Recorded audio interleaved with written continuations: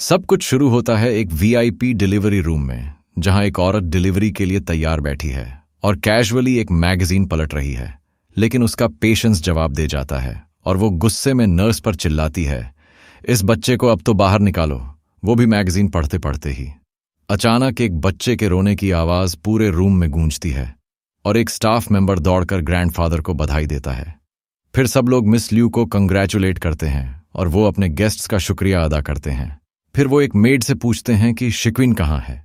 Made बताती है कि यंग मास्टर को अर्थ पर कुछ काम था। लड़के का दादा अपने बेटे की गैर मौजूदगी से नाराज होता है और उसे पूरी तरह निकम्मा कहता है। तभी डिलीवरी रूम के अंदर से एक अजीब चीख सुनाई देती है, जिससे बाहर खड़े सब लोग डर जाते हैं। लू घबराकर उठता है और पूछता है कि अंदर क्या हो रहा है। उधर रूम के अंदर माँ एक तेज रोशनी को देखकर शॉक में आ जाती है, जो उसके सामने चमक रही होती है। जब ग्रैंडफादर और उसके लोग रूम में जाते हैं तो वो सब वहीं रुक जाते हैं, पूरी तरह जमे हुए। वो लाइट उस न्यूबॉर्न से आ रही थी जो पीली बिजली से घिरा हुआ था, और जैसे उसे इसमें बहुत मजा आ रहा हो। बेबी सोचता है कि किसी ने सोचा भी नहीं होगा कि एक आम इंसान इस फैमिली में रीइंकारनेट होगा और डिवाइन सेंस भी अवेकन कर लेगा। तभी एक सिस्टम स्क्रीन सामने आती है जो बताती है कि लाइटनिंग टाइप डिवाइन सेंस सी लेवल पावर के साथ एक्टिवेट हो चुकी है। ग्रैंडफादर हैरान रह जाता है, क्योंकि उसका पोता ऐसी ताकत के साथ पैदा हुआ है जो वो खुद कभी हासिल नहीं कर पाया। वो अपनी छड़ी गिराकर चिल्लाता है कि उसके पोते के पास एक अनमैच्ड जन्मजात डिवाइन सेंस है।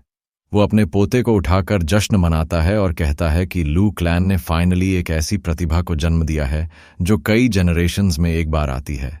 लेकिन बेबी सोचता है कि वो इस मौके का पूरा फायदा उठाएगा, क्लैन से सब कुछ ले लेगा और अपने पिता को कभी दोबारा रीइंकारनेट नहीं होने देगा। मेड्स आपस में बात करती हैं कि यंग मास्टर अभी से मुस्कुरा रहा है और रोया तक नहीं, जो नोबल डेस्टिनी की निशानी होती है। एल्डर कहता है कि क्लैन की पूरी ताकत लगाकर वो इस बच्चे को पालेगा। नवजात, जो हमारा प्रोटैगनिस्ट है, सोचता है कि पिछले 6 महीने जब से उसे उस नीच इंसान ने मारा था, किसी ड्रीम जैसे लगे। रीइंकारनेट होने के 1 महीने बाद उसकी माँ ने एक स्पेशल टॉनिक पिया था जो एक मेड ने दिया था। जैसे ही उसने वो टॉनिक पी, उसके पूरे शरीर में गोल्डन लाइट चमकने लगी। प्रोटैगनिस्ट को एक्सेलरेटेड ग्रोथ एबिलिटी मिली और वो एक एम्ब्रियो होते हुए भी डी लेवल तक पहुंच गया।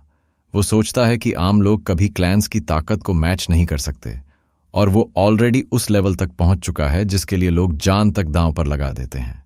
लेकिन एमसी सोचता है कि ये एबिलिटी कैसी है, क्योंकि एक्सेलरेटेड ग्रोथ का कोई भी रिकॉर्ड मौजूद नहीं है।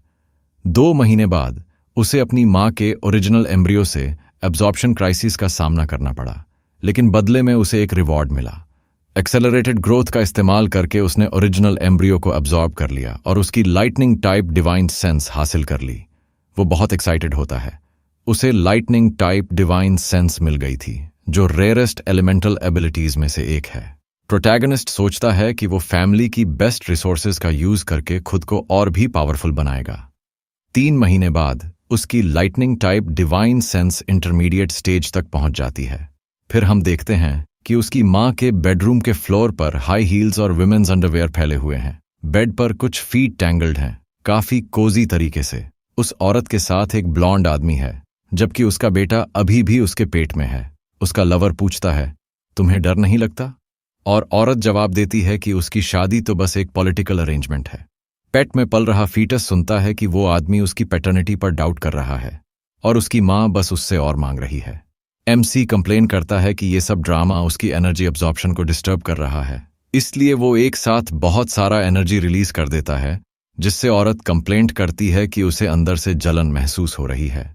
6 महीने की उम्र में उसकी पावर पीक डी लेवल तक पहुंच जाती है और उसे अपनी माँ का कॉन्स्टिट्यूशन समझ में आने लगता है। एक हैंडसम और काम सा आदमी उस औरत के पेट की तरफ देख रहा होता है और सोच रहा होता है कि ये बच्चा आखिर पैदा कब होगा। वूम के अंदर एमसी अपनी आंखें खोलता है और गुस्से से अपने पिता को घूरता है। उसकी विजन में उस आदमी का चेहरा रिफ्लेक्ट होता है और वो उसे फिल्थी मट बुलाता है। फ्लैशबैक में हम देखते हैं कि पास्ट लाइफ में उस यंग मैन को किसी खतरनाक बीस्ट के बारे में चेतावनी दी जा रही है। उसका एक इंजर्ड साथी उसे कहता है, ब्रदर लाओ, यहां से भागो। लेकिन उसका दोस्त हार चुका होता है और हेल्प के लिए चिल्लाता है, जबकि यंग मैन सिर्फ देखता है। आखिर में उसका दोस्त एक भयानक मॉन्स्टर द्वारा खा लिया जाता है और वो सब कुछ चुपचाप देखता रहता है। एक ईविल स्माइल के साथ वो गद्दार अपने लोगों को कहता है कि बीस्ट को फीड करो ताकि स्पिरिट कोर बने। वो आदमी मॉकिंगली हंसता है और देखता है कि उसका शिकार कैसे हार रहा है। तभी यंग मैन देखता है कि एक जायंट स्पाइक उसकी तरफ आ रहा है, उसे मारने के लिए। उसका पुराना साथी एक ह्यूज टहनी से उसे छेद देता है और हवा में उठा लेता है, बिना किसी दया के। प्रोटैगोनिस्ट अपने सीने में लगे घाव को देखता है। वो हैरान है इस गहरे धोखे से। वो गद्दार जोर जोर से हंसता है और मजाक बनाता है, कहता है, ये होता है जब कोई खुद को ज्यादा समझता है। जब उसे दूर फेंका जाता है तो वो चिल्लाता है कि उसे बस ट्रैप किया गया था ताकि उन मॉन्स्टर्स को फीड किया जा सके। मरते वक्त उसकी एक ही चिंता होती है, उसकी छोटी बहनों का क्या होगा। उसे याद आता है जब उसने अपनी एक बहन को गुड बाय कहा था और वादा किया था कि वो जल्दी वापस आएगा। फिर वो एक हथियार उठाकर मिशन पर निकलता है और दरवाजा बंद हो जाता है। 3 छोटी लड़कियां अकेली रह जाती हैं, अपने भाई के लौटने का इंतजार करते हुए। विंडो से चांद को देखते हुए लड़कियां सोचती हैं, भैया कब लौटेगा। वापस वूम में फीटस गुस्से से भर जाता है और उस इंसान से बदला लेने की कसम खाता है जिसने उसे उसकी बहनों से अलग किया। अपनी पावर से फीटस अपने पिता को पंच करने की तैयारी करता है और फिर वो छोटा बच्चा एक सॉलिड पंच मारता है गद्दार के चेहरे पर, उसे पूरी तरह सरप्राइज कर देता है। उस पंच की इम्पैक्ट से वो आदमी दूर जा गिरता है और मां शॉक में है कि पेट में ऐसा जोर का किक कैसा लगा। लड़के का पिता दर्द से जमीन पर गिर जाता है, उसे समझ ही नहीं आता कि अभी क्या हुआ। औरत कंप्लेन करती है कि यह बच्चा तो पैदा होने से पहले ही ड्रामा कर रहा है। ग्रैंडफादर फिर नर्स को कहता है कि जाकर देखो अंदर क्या चल रहा है। स्टाफ मेंबर बताती है कि यंग मास्टर की टैलेंट एक्स्ट्रॉर्डिनरी है, इसलिए उसका डेवलपमेंट बहुत तेज है। फिर वो हैरानी से बताती है कि बच्चा अभी पैदा होने वाला है और मां लेबर में जा रही है। लड़का सोचता है कि रीइंकारनेट होने से पहले उसकी लिमिट पीक डीडी लेवल थी और अब वो ब्रेक थ्रू के बिल्कुल करीब है। पेन में मां जोर से चिल्लाती है, बेस्ट डिलीवरी टीम को जल्दी बुलाओ। जब उसकी उम्र 1 महीना हुई, लू फैमिली ने एक ग्रैंड सेलिब्रेशन बैंकेट रखा। साउथ स्याओ की कई इंपॉर्टेंट फैमिलीज वहां आईं, न्यूबॉर्न को गिफ्ट्स देने और उसे सेलिब्रेट करने। पार्टी के दौरान दादाजी एक वायलिन परफॉर्मेंस देख रहे थे। उनके साइड में एक मेड थी। उधर 1 महीने का हमारा प्रोटैगोनिस्ट एक मेड की गोद में शांति से आराम कर रहा था। एक गेस्ट ने मास्टर लियो को पोता होने की बधाई दी, लेकिन वो बूढ़ा शख्स खोया हुआ सा दिखा। फिर एक गेस्ट ने उस बच्चे के पिता को बधाई दी, लेकिन बच्चा उस आदमी को घूरता रहा जिसने पिछली जिंदगी में उसे गिराया था। उसे देखकर बच्चे को गुस्सा आ गया, वही दुश्मन जिसने उसे उसकी बहनों से अलग किया था। तभी वो बदला लेने की कसम खा लेता है। अपनी यादों में उसे याद आता है कि उसकी छोटी बहनें एक जायंट बर्थडे केक को लेकर कितनी एक्साइटेड थीं। अपनी पिछली जिंदगी में वो फोन पर ब्रदर चेन से बात कर रहा था, जो मिशन पर देर होने की शिकायत कर रहा था। वो माफी मांगता है और वो धोखेबाज सोचता है कि उसने उसे सिर्फ इसलिए हायर किया क्योंकि उसे पैसे की जरूरत थी। वो आदमी उसे दिमाग इस्तेमाल करने की सलाह देता है और वो लड़का उसे इस जॉब का शुक्रिया कहता है। उसकी बहनें बेसब्री से उस टेबल पर रखे छोटे से केक का इंतजार कर रही थीं।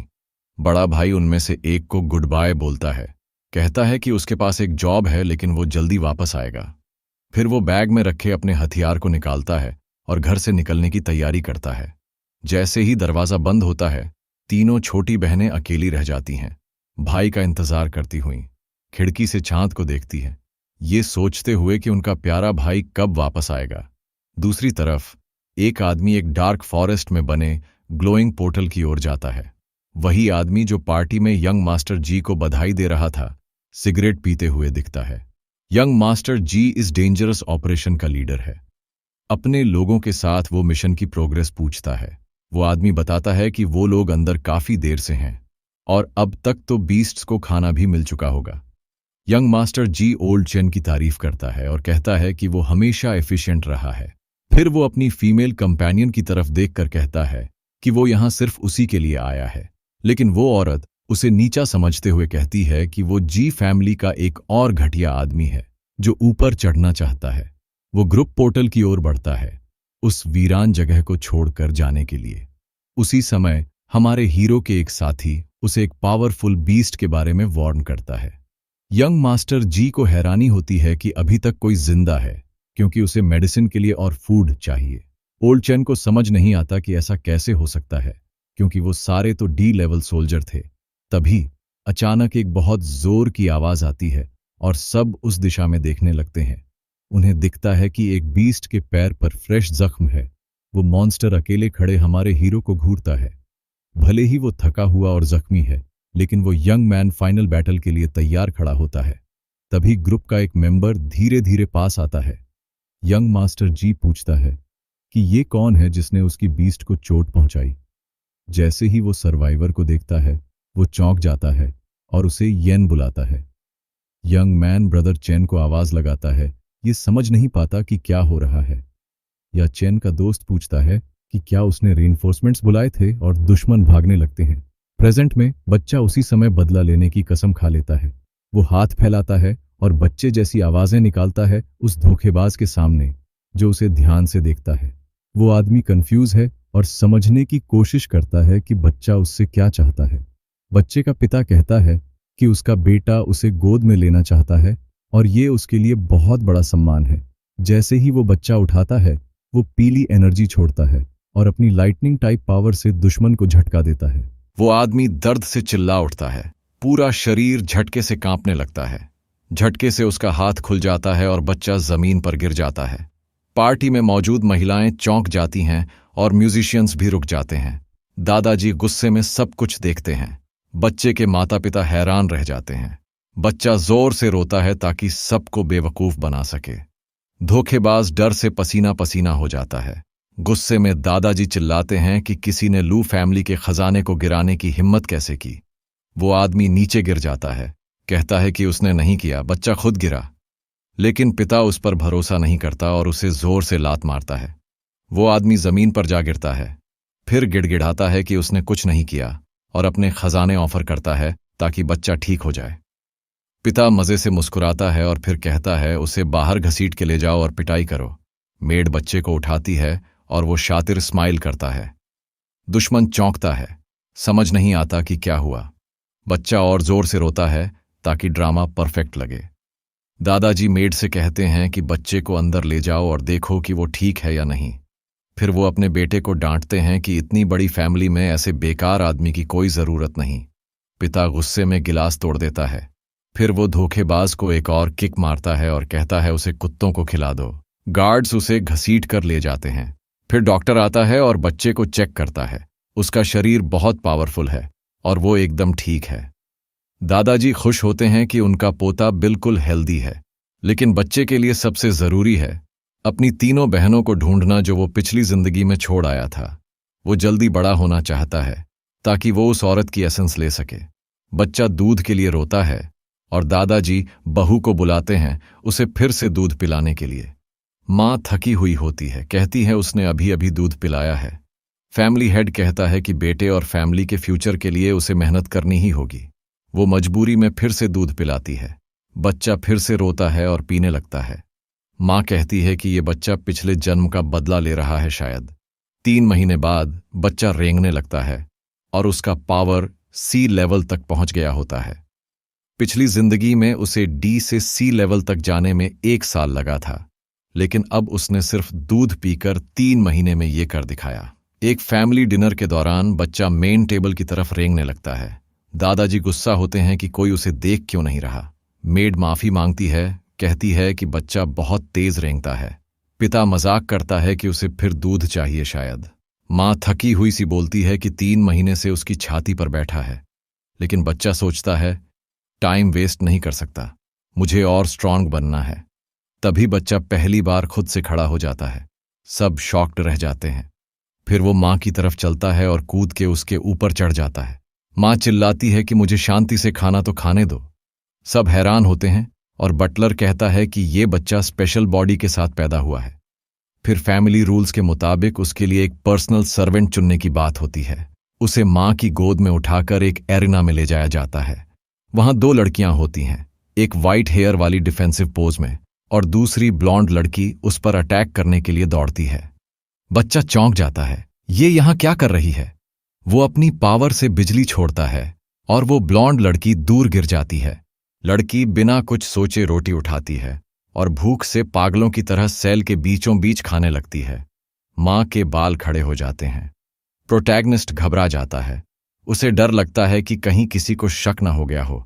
दादाजी हंसते हैं और कहते हैं कि उनका पोता अपने बाप से भी ज्यादा जोशीला है।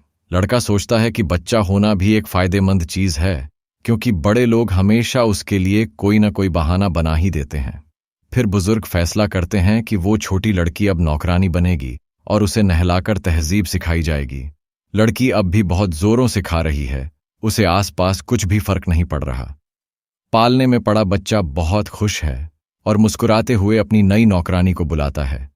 वहीं बटलर समझाता है कि वो एक डेथ सर्वेंट है और अब उसे यंग मास्टर की रक्षा करनी होगी।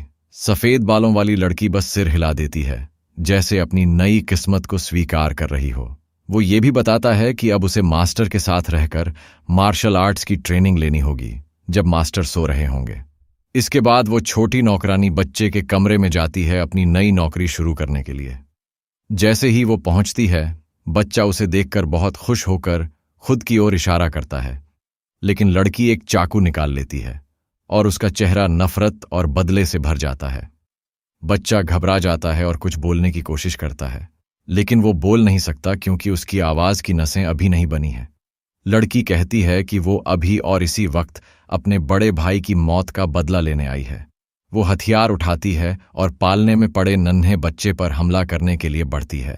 चाकू लिए लड़की बहुत तेजी से वार करती है, लेकिन बच्चा अद्भुत फुर्ती से वार को चकमा देकर पालने से कूद जाता है। वो जमीन पर लैंड करता है और उसके पीछे उसकी एनर्जी की परछाई रह जाती है, जिसे देखकर लड़की चौंक जाती है। फिर बच्चा अचानक उसके पास आकर खड़ा हो जाता है, जिससे लड़की पूरी तरह से हैरान रह जाती है। अचानक लड़की के शरीर से हरी रोशनी निकलने लगती है। वो लड़ने की तैयारी में आ जाती है। प्रोटैगनिस्ट हैरान होता है जब उसे पता चलता है कि लड़की के पास विंड टाइप डिवाइन सेंस है। लड़की हवा की ताकत से हमला करती है, लेकिन बच्चा अपनी बिजली वाली शक्ति से खुद को बचाता है। दोनों की ताकत टकराती है और पूरा कमरा चमक उठता है। बच्चा सोचता है कि एक साथ दोनों पावर्स यूज करना उसके नन्हे शरीर के लिए बहुत भारी है। तभी उसे एक शार्प आइडिया आता है इस सिचुएशन से निकलने का। वो थोड़ा पावर यूज करते हुए बिजली का एक छोटा भाला बनाता है, जो लड़की को लग जाता है। शॉक से लड़की थोड़ी देर के लिए सुन्न हो जाती है और जमीन पर गिर जाती है। छोटा बच्चा राहत महसूस करता है, लेकिन साफ दिखता है कि वो थक चुका है। जमीन पर पड़ी नौकरानी अब भी अपने शरीर में बिजली महसूस कर रही है। बच्चा धीरे से पास जाता है और उसके चाकू को छूता है, फिर खुद की उंगली काटकर एक बूंद खून निकालता है और उस खून से जमीन पर मैसेज लिखता है। उसे लगता है कि अच्छा हुआ वो स्मार्ट है और ये आइडिया निकाल पाया। मैसेज पढ़ते ही लड़की सब कुछ समझ जाती है और बच्चा अपनी बाहें फैलाता है गले मिलने के लिए, लेकिन लड़की फिर से हमला कर देती है और बच्चा याद करता है कि अरे, ये तो पढ़ ही नहीं सकती। वो झट से बचता है और सोचता है कि अगर किसी ने देख लिया कि लड़की उस पर हमला कर रही है तो उसका काम तमाम हो जाएगा। उसी वक्त गद्दार आदमी हवेली में लकड़ी का बॉक्स लिए चलता आ रहा होता है। फ्लैशबैक में लड़के के पिता कहते हैं कि वो अभी जिंदा है क्योंकि वो उनके लिए अब भी काम का है। जमीन पर लेटा आदमी मास्टर का शुक्रिया अदा करता है और कहता है कि अब वो और मेहनत करेगा। मास्टर कहता है कि दादाजी बहुत गुस्से में हैं और अब उसे बच्चे को खुश करना होगा। वो सोचता है कि उसने अपनी सारी चीजें बेचकर एक रेयर आइटम ऑक्शन से खरीदी है। तभी उसे बच्चे की आवाज सुनाई देती है और वो चौंक कर कमरे की ओर बढ़ता है। जैसे ही वो दरवाजा खोलता है, वो देखता है कि बच्चा और लड़की कमरे में एक दूसरे के पीछे दौड़ रहे हैं। मौका देखते हुए बच्चा गद्दार को गहरी नजर से देखता है और दिमाग में एक प्लान बना लेता है। गद्दार कुछ समझ नहीं पाता। तभी बच्चा लड़की का हाथ पकड़ता है और उसके चाकू को घुमा देता है। फिर वो बिजली का एक छोटा झटका उसके माथे पर देता है, जिससे लड़की गिर जाती है और बच्चा हवा में उड़ते हुए चाकू को पकड़ लेता है। उसका परफेक्ट प्लान पूरा हो जाता है। बिना हिचकिचाए बच्चा खुद को कंधे में चाकू मार लेता है। चाकू खून से भर जाता है। गद्दार ये देखकर सदमे में आ जाता है और डर के मारे चिल्ला उठता है। बच्चा वो खून से सना चाकू उस आदमी की ओर फेंक देता है। वो आदमी उसे हवा में पकड़ लेता है और डर से कांपने लगता है। उसके हाथ से बॉक्स गिर जाता है। इसके बाद बच्चा गहरी सांस लेता है और अपना एक्टिंग शो शुरू करता है। वो जोर जोर से रोने लगता है, बेहोश पड़ी लड़की के ऊपर बैठकर। वो आदमी खून से सना चाकू हाथ में लिए पूरी तरह घबरा चुका होता है। रोने की आवाज सुनकर दादाजी और बाकी लोग दौड़ते हुए आते हैं। दादाजी और उनके बेटे गंभीर चेहरों के साथ सीन को देखते हैं। बच्चा रोता रहता है और लड़की से चिपक कर दिखाता है कि जैसे उसने उसे बचाया हो। गुस्से में दादाजी उस गद्दार की ओर उंगली करते हैं और उस पर अपने पोते पर हमला करने का इल्जाम लगाते हैं। गद्दार चाकू जमीन पर फेंकता है और खुद को बचाने की कोशिश करता है, लेकिन पिता उसकी बात पर यकीन नहीं करते और उसे जोर का मुक्का मारते हैं। वो समझाता है कि लड़की ने ही अटैक किया था और वो बस बचा रहा था। बच्चा रोता रहता है और वो आदमी खून में लथपथ चीखता है। वो बुजुर्ग से कसम खाकर कहता है कि वो सच बोल रहा है, लेकिन कोई उसकी बात नहीं मानता। लड़के का पिता एक और मुक्का मारता है और गुस्से में पूछता है कि वो गिफ्ट कहाँ है। घबराकर वो आदमी उस गिफ्ट को ढूंढता है जो उसने गिरा दी थी। दादाजी उस लड़की की तारीफ करते हैं कि उसने उनके पोते की जान बचाई और कहते हैं कि अब उसे आराम करने ले जाओ। फिर बुजुर्ग यंग मास्टर के कंधे पर हाथ रखते हैं, जिससे बच्चा थोड़ा डर जाता है। बुजुर्ग उसे लाल आंखों से गुस्से से घूरते हैं और कहते हैं कि उन्होंने अपने बेटे को कुत्तों को पालना सिखाया, लेकिन वो लू फैमिली की उम्मीद को खोने ही वाला था। सब लोग रूम से चले जाते हैं। पीछे गद्दार आदमी जमीन पर घुटनों के बल बैठा कांपता रहता है। वो डर के मारे पसीने पसीने हो जाता है। सोचता है अब उसका क्या होगा। तभी बच्चे का पिता मुड़ता है और उसे नफरत भरी नजर से देखता है, एक जोरदार लात मारता है और कहता है कि उसे एक चांस दिया था, फिर भी उसने धोखा दिया। वो आदमी सफाई देने की कोशिश करता है, लेकिन मास्टर आदेश देता है कि उसे घसीट कर ले जाओ और कुत्तों को खिला दो। प्रोटैगनिस्ट को लगता है उसका प्लान काम कर गया और वो चैन की सांस लेता है। कंधे पर घाव के साथ वो बच्चा बेहोश लड़की की ओर देखता है, परेशान होकर। तभी बटलर आता है और कहता है कि उसे अब लड़की को इलाज के लिए ले जाना होगा, लेकिन बच्चा घबरा जाता है। उसे याद आता है कि उसने जमीन पर मैसेज लिखा था जो अभी भी लड़की के नीचे है, तो वो लड़की के ऊपर लेट जाता है और सिर हिलाकर मना करता है। स्टाफ मेंबर बच्चे को उठाकर लड़की से दूर ले जाता है और फिर उसे वापस पालने में रख देता है। बच्चा बहुत परेशान दिखता है। जैसे ही आदमी लड़की को उठाने लगता है, बच्चा सोचता है क्या उसे इलेक्ट्रिक शॉक देकर बेहोश कर देना चाहिए। तभी उसके दिमाग में एक नया आइडिया आता है और वो नौकरानी की ओर देखता है। आदमी लड़की को उठाता है और जमीन पर खून का बड़ा दागा रह जाता है। बच्चा शॉक में आ जाता है जब उसे समझ आता है कि लड़की सच में घायल हो गई है। उसके कपड़ों पर खून देखकर बटलर भी हैरान हो जाता है। बच्चा कंफ्यूज हो जाता है कि उसे चोट कैसे लगी। फिर बटलर उसे बाहर ले जाता है और बच्चे के कमरे को साफ करने का ऑर्डर देता है। अकेला पालने में पड़ा बच्चा राहत की सांस लेता है, लेकिन सोचता है ये सब हो क्या रहा है। फिर वो इन सब बातों को परे रख देता है, क्योंकि अभी उसके पास और भी जरूरी काम है। वो पालने से कूद जाता है, अपने अगले प्लान के लिए तैयार। दूसरी तरफ एक मसाज रूम में उसकी माँ के लिए एक स्पेशल ऑनेल तैयार हो रहा है। माँ को घर की एक नौकरानी बैक मसाज दे रही होती है। बच्चा अचानक दूध मांगता है और माँ की शांति भंग हो जाती है। वो उसके पास रेंगता हुआ आता है और माँ बोलती है कि ये फिर आ गया अपनी बड़ी भूख के साथ।